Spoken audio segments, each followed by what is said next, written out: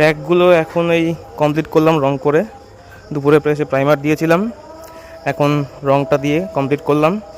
এখনও হাতে পুরো কালি লেগে আছে আর কি, রংটার এই কালো রং। তা যেটুকু করা গেছে করে গেছি, চেষ্টা করেছি করার।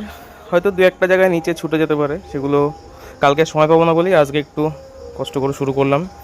স্কুল থেকে এসে প্রাইমার দিয়েছিলাম আর এখন রং করে দিলাম। এখন যদি বৃষ্টি হয় খুব একটা অসুবিধা হবে না আমার। তা প্রাইমারটার জন্য আগে দিয়েছিলাম। তা এই আর কি, অ্যাকচুয়ালি যেটা করতে হবে সেটা করে ফেলতে হবে, সেই জন্য আর কি ওয়েট করিনি, তাই করে ফেলেছি। এই হচ্ছে কাজ আর কি। রাতের বেলা তো এই এক ফুল গাছের বাগান নিয়ে এখনও আমি চলছি, বাগানকে কী করে সুন্দর করে তোলা যায়। একা একাই করলাম, ভেবেছিলাম একজন লোককে বলবো, কিন্তু না, আমি কারো সাহায্য নিইনি, নিজে নিজে চেষ্টা করলাম।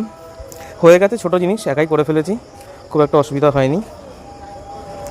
কালকেও দিনে এখানে থাকবে, পরশু দিন সকালে বা বিকেলে আশা করি উপরে তুলব, তারপরে গাছে হাত দেবো।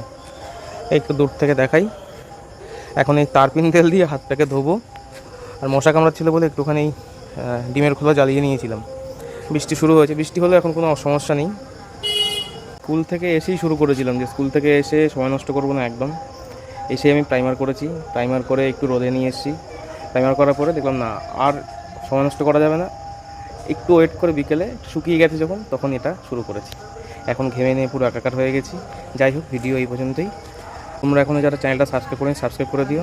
টাটা।